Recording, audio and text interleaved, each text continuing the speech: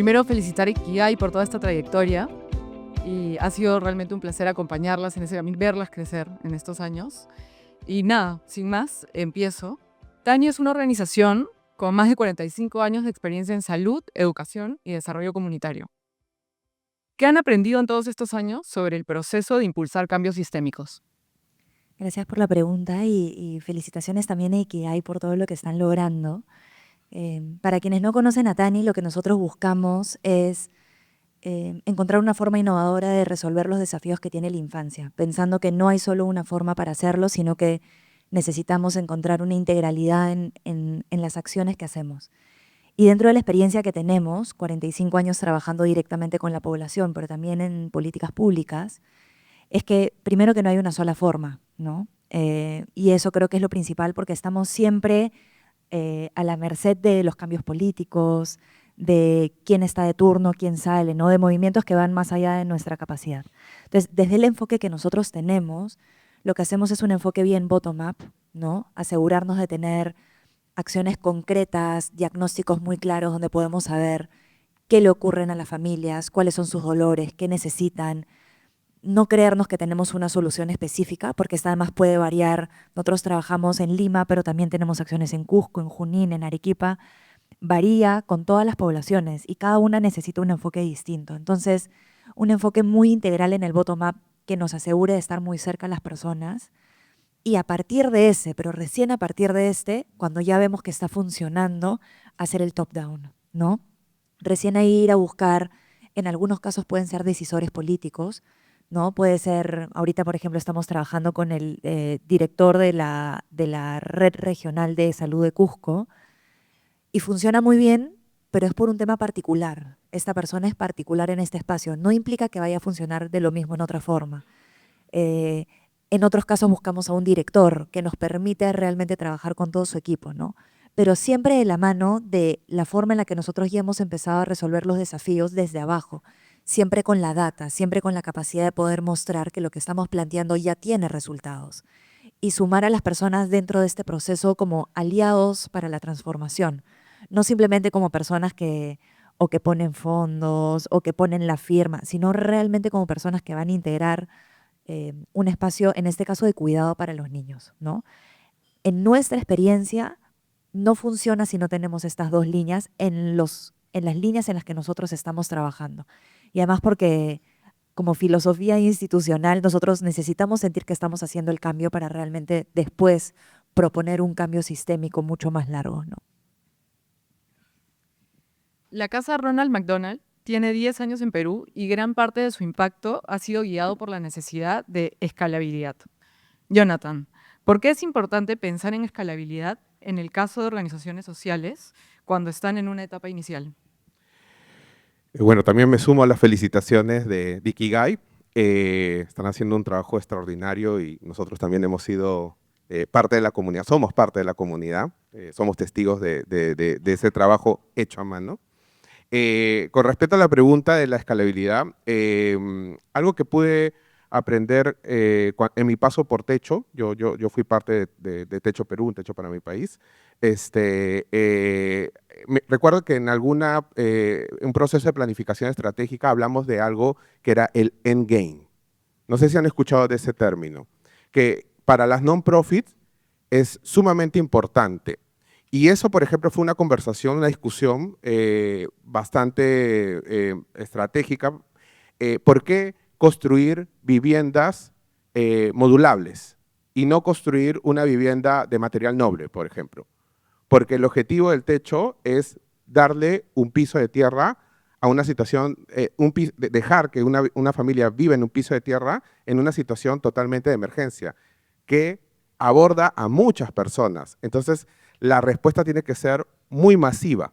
Y es por eso que se decidió seguir apostando por la vivienda modular.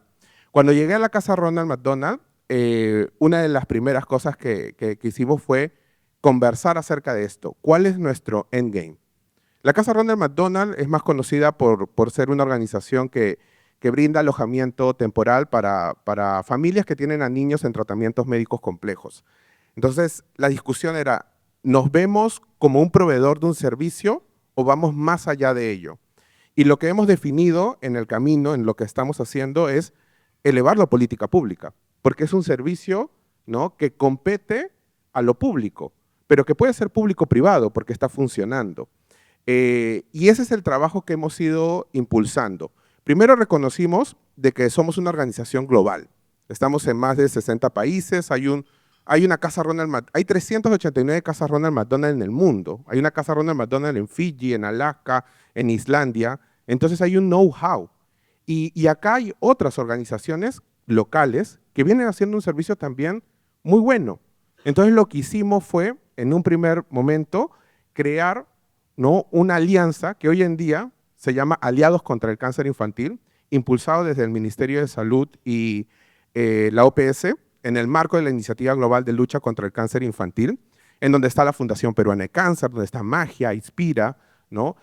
Por 4 años fuimos los que lideramos este comité, hoy en día lo lidera Fundación Peruana de Cáncer, y hoy en día estamos trabajando por 2 propuestas de ley. La primera, crear un marco normativo de albergue temporal para niños en tratamiento de enfermedades complejas. Y la otra, una ley que es acompañamiento digno, que como impulsa a los hospitales a que siempre un niño esté siempre en compañía de su padre en un entorno digno. Y eso va a permitir que el Estado, ¿no?, los hospitales públicos, integren en el proyecto la creación de un albergue. Porque hemos identificado data, que también es otra parte súper importante y un rol que nos compete también a las non-profit.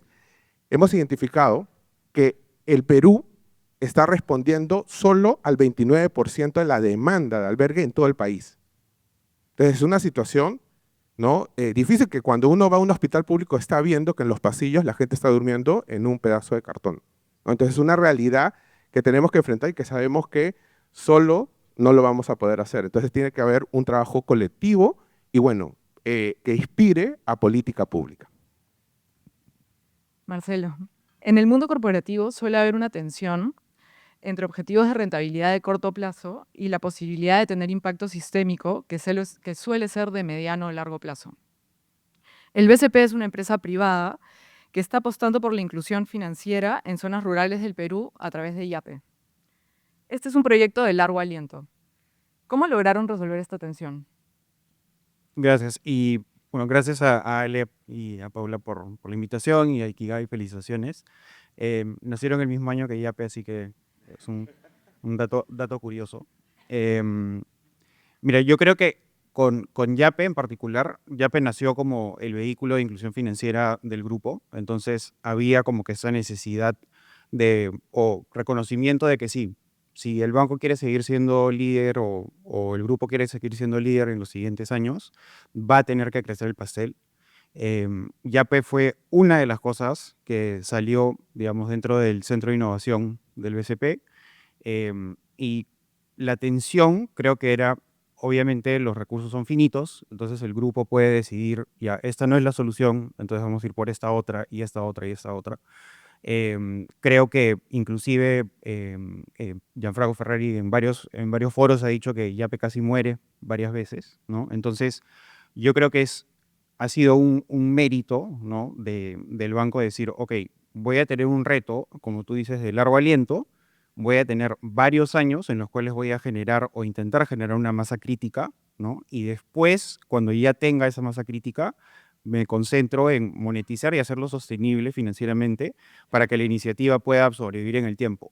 Yo creo que también, siendo Credit Corp, ¿no?, puedes tener los recursos para hacer eso, pero al mismo tiempo también tienes que tener la valentía para alocar esos recursos para justamente esa misión, ¿no? Entonces, definitivamente, si Yape no hubiese tenido los resultados, como cualquier otra iniciativa, podría haberse derivado en otra cosa, ¿no?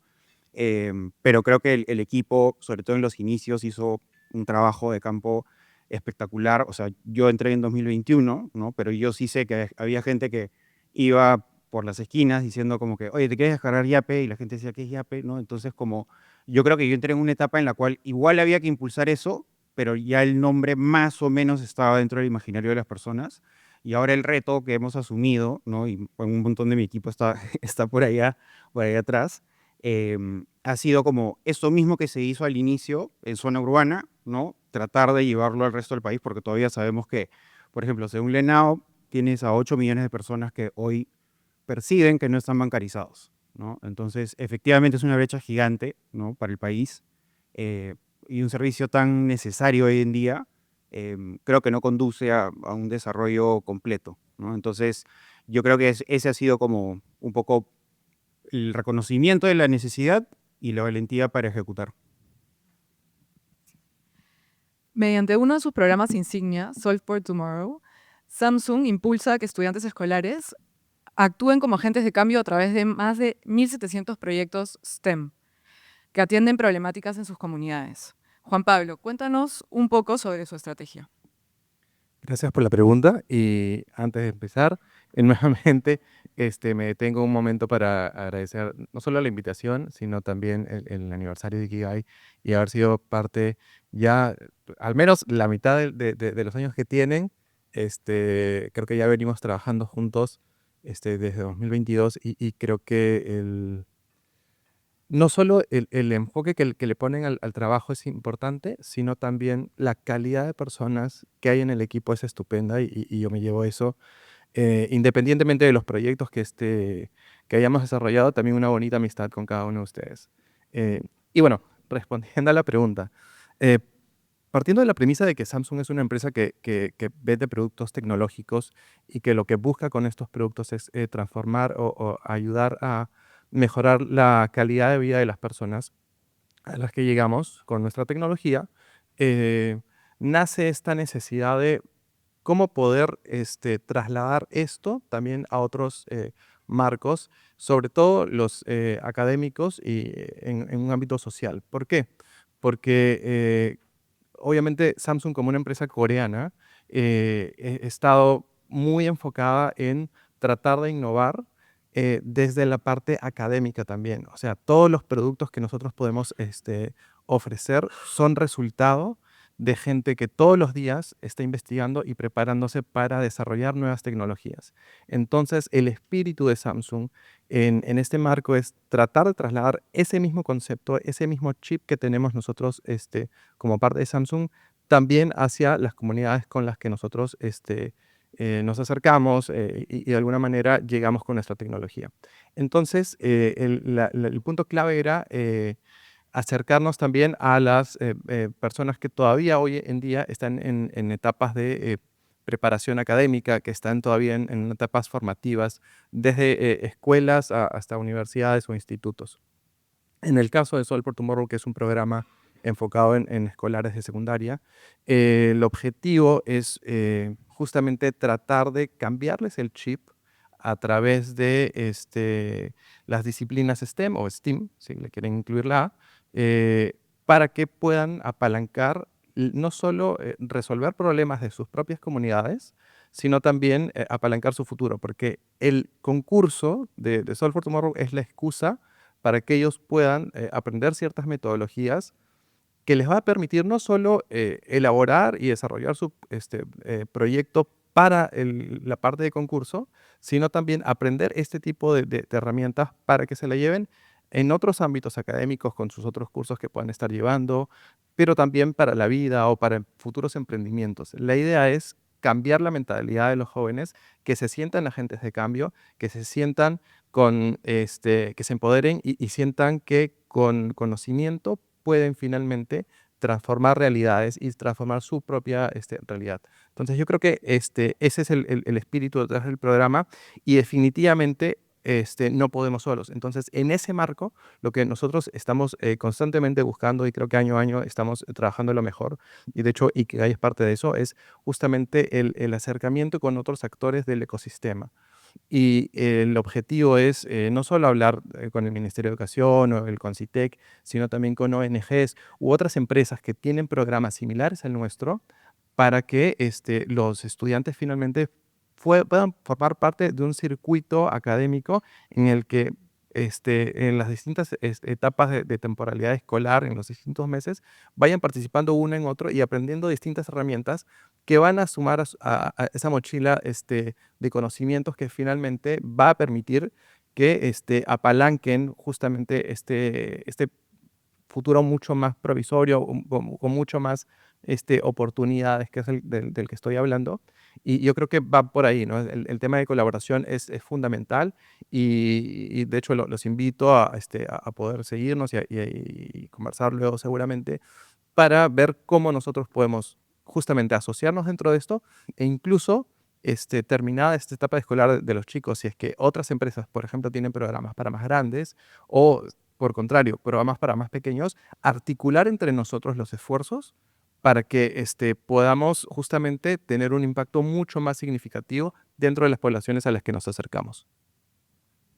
Gracias. Sí, precisamente el desarrollo en comunidad es súper importante, ¿no? Y eso me lleva a mi siguiente pregunta para Ronald, que es, ¿podrías explicarnos cómo funciona justamente este esfuerzo de haber creado comunidad para impulsar políticas públicas? Es que me gusta que me confundan con Ronald McDonald. Cuando llegan a la casa y dicen, señor Ronald, y yo digo, mucho gusto.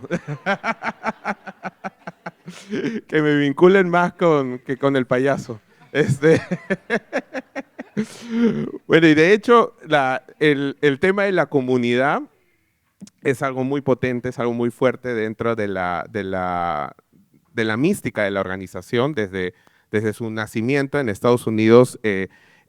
Son programas netamente comunitarios, son programas que son altamente sostenidos por el voluntariado. Y el voluntariado en todo tipo, ¿no? Voluntariado de la comunidad, los vecinos que están cerca, una casa Ronald, las empresas que hacen voluntariado corporativo, ¿no? Y este sentido de comunidad es muy importante, ¿no? Tanto así que con Ikigai hemos trabajado con Samsung, los hemos recibido en la casa y así más gente, sobre todo, conoce, ¿no? La problemática del tema de la salud infantil. Conoce también una solución a esa problemática, que es una casa Ronald McDonald. Y es muy importante aquí dos cosas para que hemos aprendido como temas importantes para fortalecer una comunidad. La primera, que es, las personas hoy en día buscamos ser más parte de un movimiento más que de una organización, ¿no? Es decir, ¿por qué? Porque buscamos ese sentido de coherencia, ¿no? Que bien lo mencionó Ikigai, ¿no? Todos somos amamos Ikigai de todo lo que hace, somos convencidos de lo que hace, pero también somos una comunidad dentro de Ikigai porque no queremos dejar a nadie atrás. Creo que eso nos reúne a todos aquí y ese es un movimiento. En el caso de lo que sucede en la Casa Ronald, es un movimiento que lo que busca es poner en agenda, ¿no? La problemática de los niños que tienen enfermedades complejas, ¿no? Y el sistema de cuidado. Entonces, este movimiento es muy importante trasladarlo desde mensajes, desde valores, inclusive a todas las personas que son parte de la experiencia de voluntariado en la casa. Y adicional, y lo segundo, que sustenta ese movimiento, esa reflexión que invita a todas las personas que visitan la casa, es la importancia de la medición de impacto, ¿no? Que también lo mencionaron, ¿no? La medición de impacto para mí es el sueldo del voluntariado, porque el voluntario, la persona que va y dice, esta mañana voy a dejar de hacer mi trabajo para dedicarme, ¿no? Una mañana a trabajar, a hacer un voluntariado por este fin social. ¿Cuál es el impacto de esa acción, de que estoy entregando lo más importante de mí, que es, ¿no? mi tiempo?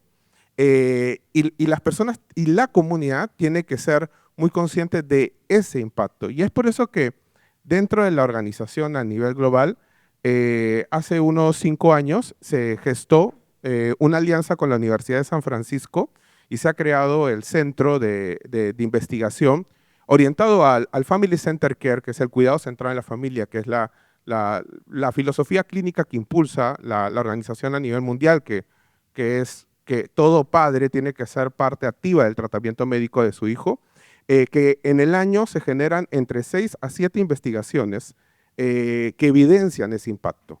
y que nos da más insumos para inclusive comenzar a discutir de lo que estamos haciendo e ir perfeccionando en el camino, ¿no? Y eso es bastante importante para fomentar esta comunidad.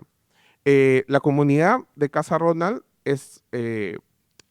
tiene que tener claridad de cuál es el impacto. Y hoy en día, por ejemplo, en el contexto local, nosotros nos estamos midiendo qué tanto estamos contribuyendo a disminuir la tasa de abandono de tratamiento médico, que es muy alta, ¿no? De hecho, Perú tiene la tasa más alta de la región. Entonces, nuestra contribución, nuestro propósito como el programa, nuestra teoría del cambio, está orientada hacia reducir la tasa de abandono de tratamiento médico.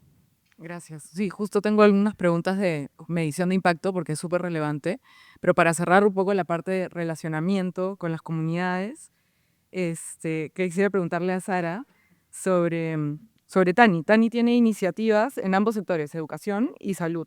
Entonces quería preguntarte, Sara, si tu estrategia de relacionamiento es distinta dependiendo de tu público objetivo. Es una gran pregunta, porque quizás el próximo año la respuesta es distinta, además. Todos los cambios presidenciales generan cambios también en la forma de relacionamiento. Infancia tiene un tema bien interesante, que es que todos los ministerios lo quieren, pero ninguno quiere conversar entre sí. Entonces, tenemos el Ministerio de Salud, que es el primero que va a ver el bebé, el niño, en su crecimiento. Tenemos el Ministerio de Educación, a la par que también ve infancia. Tenemos el MIMP, que ve temas que tienen que ver con violencia, por ejemplo. Y tenemos el MIDIS, que ve temas que tienen que ver con cuidado, con acompañamiento. Entonces, imagínense esto, ¿no? 4 espacios globales que no interactúan entre sí porque tienen especificidades muy distintas en su forma de actuar.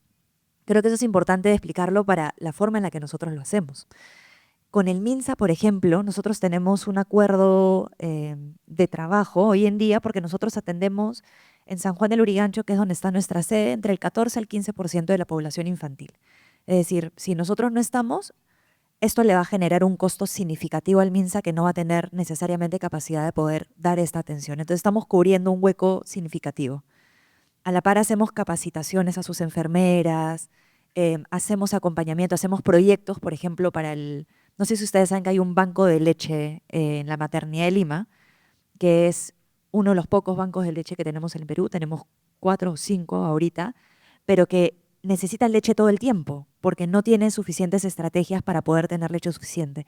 Nosotros damos aproximadamente el 75% de la leche que la maternidad necesita, solo con nuestra población.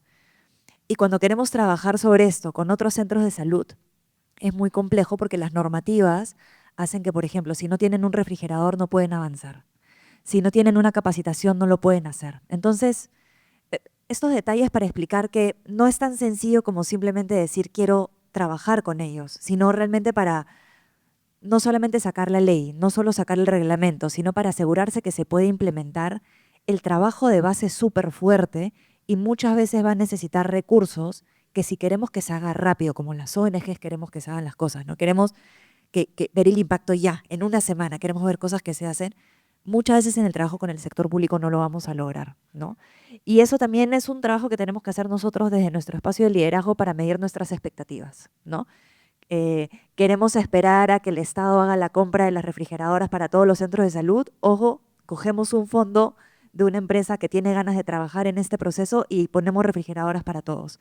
Que también la donación al servicio público es otro tema, pero bueno, ¿no? Entonces, ahí, por ejemplo, nosotros en nuestra experiencia en el sector salud, sabemos que va a funcionar bien un proyecto cuando el médico jefe del centro de salud o del hospital se compre el pleito. Si tenemos un líder, puede ser el médico jefe generalmente porque está muy bien visto, porque lo acompañan, etc. Si es una enfermera jefa también, pero tiene que haber un liderazgo que se compre el pleito. Porque uno puede tener el reglamento, puedes tener la normativa y todo, pero tú lo llevas y tú no tienes el liderazgo que está alineado contigo, la implementación va a demorar 20 años más, ¿no? Y para eso lo que yo hablaba también sobre el bottom-up, que incluye hacer el bottom-up con personas de los hospitales o de los centros de salud, ¿no? Es en el caso del MINSA. En el caso, por ejemplo, del Minedu, ahí también por el estilo que ellos han tenido, ¿no? Han tenido su propio proceso de transformación ministerial. Ahí trabajar con las UGELes a veces puede ser más sencillo en algunos temas, ¿no? La articulación en este nivel es más clara, tienen un poco más de visión a futuro y quizás porque sus normativas están un poco menos mezcladas entre sí, ¿no? Va a depender también de las regiones, ¿no? Pero uno hasta lo ve cuando trabajas con ellos y es feo plantearlo así, pero gran parte de los médicos, muchas veces maestras, directoras, te dicen, yo ya quiero empezar a hacerlo, prefiero pedir disculpas a pedir permiso, porque saben que va a tomar mucho tiempo y ellos que están en contacto directo ya quieren cambios significativos rápido, ¿no? Entonces ahí sí creo que tenemos que tener como organizaciones o como empresas que trabajamos en este espacio un nivel de creatividad muy alto, de manejo para saber que lo que nos ha funcionado en un lado no nos va a funcionar en el siguiente, ¿no? Lo segundo es saber que lo estamos haciendo con los otros, ¿no? Ahí escuchar, y yo siempre hablo, y cuando hablaba con Pauli y preparábamos el proceso, yo le decía, nosotros tenemos una metodología de escucha muy fuerte, porque es como se ha construido Tani. Tani empezó con una idea de tener un espacio educativo, y por escuchar a la comunidad se crearon los proyectos que siguieron viniendo y sigue siendo esa la forma, ¿no? Muy de lo que las familias necesitan, lo que los profesionales necesitan en proyectos de profesionales, ¿no? Y lo tercero es medir nuestras expectativas para saber hasta qué punto vamos a empujar y desde qué momento podríamos también nosotros decir, ya nos encargamos con el 80%, que también puede ser una posibilidad. Pienso mucho en lo que planteaba Jonathan como el endgame y es tener esto en mente, ¿no? Al final lo que nosotros queremos es que algo se logre.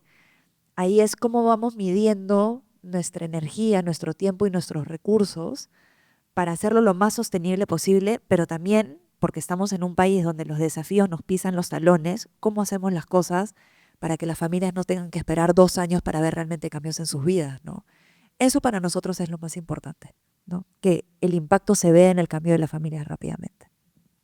Y hablando de impacto, yo voy a medición. Sara ha mencionado algo importante, el uso de datos para tener información, la medición de impacto para poder informar el proceso y tomar decisiones. Esa información se puede usar para distintos objetivos. Marcelo, ¿cómo medir algo tan complejo como el cambio sistémico y qué indicadores son clave para IAPE? Sí, a ver, yo creo que en términos de indicadores, una de las primeras cosas que diría es que em, lo, lo clave es que primero los objetivos y los KPIs y los Key Results de las organizaciones en general tienen que tener algún apartado para medir esto y que sea, que implique algún tipo de responsabilidad desde el más alto nivel de la organización. Si no estás ahí, en verdad no estás, ¿no? Entonces, eso es como, o sea, la base, ¿no?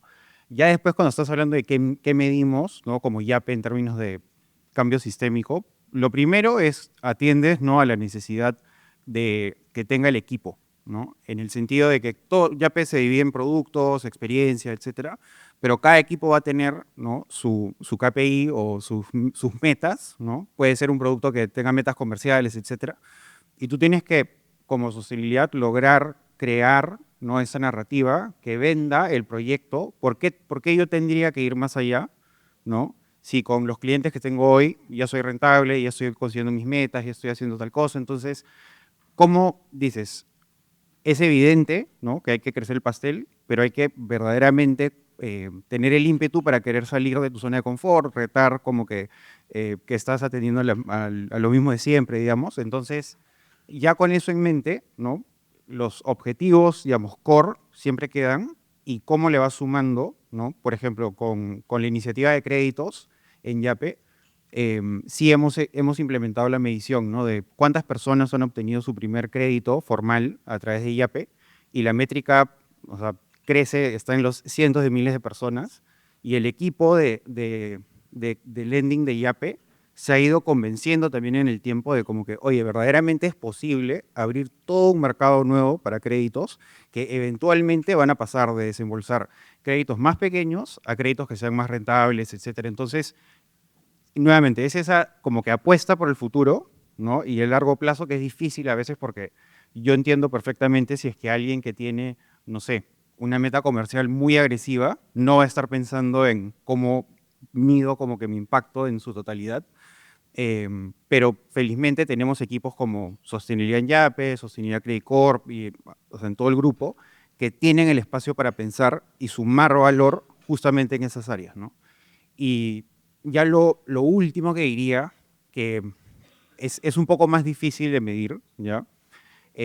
Son como, o sea, cómo impacta IAP en la calidad de vida de las personas o los productos, ¿no? Básicamente se puede hacer por percepción. Para nosotros ha sido difícil, por ejemplo, medirlo en zonas rurales, sobre todo, por ejemplo. YAPE mide, por ejemplo, NPS a través de encuestas por correo, ¿no? El NPS. Em, Personas en zona rural probablemente no te vayan a contestar eso. Entonces, ¿cómo lo suplantas por algo físico? ¿Cómo lo escalas? ¿No? Evidentemente vas a ver algunos resultados, pero yo creo que también es cuestión de contar historias, ¿no? O sea, la persona que hoy en día paga su uso a través de YAPE y ya no tiene que moverse 2 horas o 3 horas para llegar a la agencia más cercana, definitivamente le estás incrementando la calidad de vida, ¿no? Cuantificarla es un poco más difícil, pero yo creo que estamos en ese camino. Oh, súper. Además, luego cuantificas y tienes el problema de la representatividad estadística y se cae tu cuantificación. Este, Juan Pablo, ustedes tienen indicadores que vienen de la casa matriz en Corea. ¿Cómo adaptan esos indicadores a la realidad peruana? Es complejo, para empezar. Definitivamente, partamos bajo el hecho de que son realidades muy diferentes.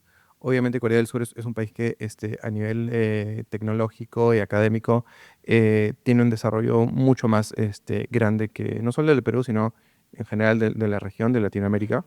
Entonces, muchas veces este tipo de KPIs que vienen para medir los programas de impacto social son mucho más duros y enfocados en aspectos más técnicos, académicos. Obviamente también viendo un antes y un después de las intervenciones que se hacen a través de los programas educativos, pero finalmente son mediciones como mucho más que van a la data dura, y lo que hemos estado haciendo como región, no solo como Perú, es justamente migrar y tratar de transformar esa visión netamente de data dura a aspectos más cualitativos. Estamos todavía en un proceso de transición, pero definitivamente el foco es ese. Y lo bueno es que hay la flexibilidad en este tipo de programas para nuestra región, porque tenemos aspectos muy, muy diferentes a los que efectivamente podemos tener en Corea del Sur. Y claro, ahí, ¿cuál es la clave? Es justamente ver no solo el detalle a nivel cualitativo de las personas que impactamos a nivel general, sino también ver caso a caso. Y ahí es una labor de hormiga. De hecho, obviamente no dejamos de lado la parte cuantitativa, vemos el NPS de los talleres que damos, etcétera, que también ha sido un reto, porque justamente cómo lo hacen, si es que no todos de repente tienen los dispositivos para hacerlo, etcétera. Y lo otro es que también ahora muchas de las escuelas ya no permiten el uso de dispositivos dentro del aula. Entonces, ese es un reto, es ir digamos, con encuestas físicas y todo para tratar de medir eso. Y en la medida que ese funnel de los equipos que van avanzando a las etapas más altas del concurso, lo que hacemos es tratar también de ver el aspecto cualitativo desde un punto de vista y enfoque mucho más de transformación dentro de esa persona. Cómo realmente lo que está incorporando a nivel académico le está ayudando a cambiar su perspectiva de vida y cómo se puede llevar esas herramientas para su futuro. Entonces, yo creo que es definitivamente un reto el tratar de balancear la parte más dura de los KPIs que típicamente piden las empresas, sobre todo las empresas globales, las empresas grandes, versus la parte cuantitativa que definitivamente te da esa otra lectura y esa otra cara de la moneda que es indispensable cuando hablamos de un impacto social real y profundo dentro de las poblaciones a las que nos dirigimos. Y es un poco lo que decía Marcelo, de alguna manera, Sara también de Tani, eh, contar historias, ¿no? Hoy día estoy Ronald, Tani. Bueno, quisiera agradecerles muchísimo por su tiempo y cerrar este panel pidiéndoles que brevemente nos compartan cuál es la transformación sistémica a la que aspiran de cara al 2030. Vamos de derecha a izquierda. Yo creo que desde Samsung va por el lado de hacer o crear espacios donde el uso de la tecnología desde una perspectiva de innovación ayude a apalancar futuros individuales y de comunidades. En nuestro caso, hacia el 2030 tenemos la meta de acompañar técnicamente a crear este marco normativo que permita existir el servicio de albergues temporales para niños en tratamientos complejos, que permita no solo la creación de nuevas casas Ronald McDonald, que también es parte de nuestro objetivo, inclusive llegar a otras regiones, pero también que permita esto a que otras organizaciones también multipliquen su servicio y que inclusive acompañar al Estado a que pueda hacer un servicio público.